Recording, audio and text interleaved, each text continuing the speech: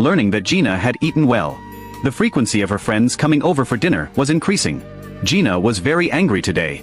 She grabbed a handful of noodles and planned to treat her friend like this. She hoped that after this meal, she wouldn't come again. Early morning. Gina hadn't had time to tidy up the house. Her best friend had already arrived at the house. She had been visiting more frequently recently. The old food supply in the house was almost gone. Bonghwa was a child who could read people's expressions. Seeing that Gina was unhappy, he came to the yard on his own initiative.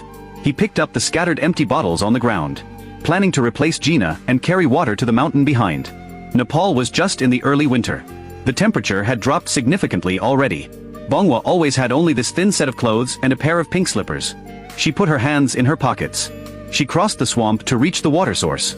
After a long wait, he finally filled a large aluminum can and 5 beverage bottles. The back basket on his back made Bonghwa look even thinner.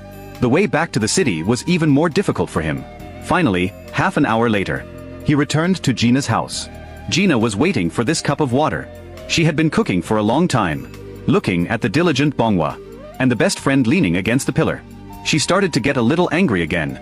So even though there was still some meat jerky at home, she only took out 3 packs of noodles. After the water boiled, she put the noodles into the pot. The sprouts of the onion grew longer and longer. She peeled off the dry outer skin. Gina not only didn't want to wash the onion, nor did she want to wipe the cutting board.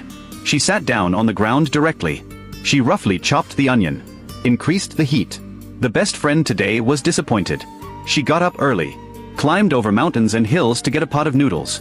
But then again, for a family in Nepal, this pot of noodles was already quite good food. The noodles were rinsed with cold clear water. This could prevent sticking and make the taste more tender. Gina's cooking skills would be unpredictable with mood changes. Even though she had learned to cook since the age of 7, she still failed to cook the pot of noodles properly today. The best friend didn't care about this. As long as she could have a pot of noodles to eat, then today was not wasted. Angry as she was, but she was still her best friend.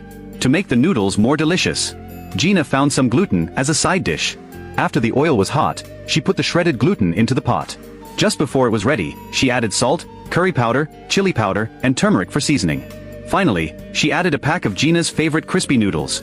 After the water boiled, a pot of delicious curry noodles was ready on the stove. The group of people in the room were already starving. Without having washed their hands, Gina quickly divided the noodles. Each person got 2 full handfuls. Although there was no meat, Gina would definitely make sure that everyone could eat enough. Adding the new fragrant onion pieces for seasoning. Then ladled on 2 full spoons of curry noodle soup. Several people gathered in the kitchen, started to feast. After a busy day, Bonghwa was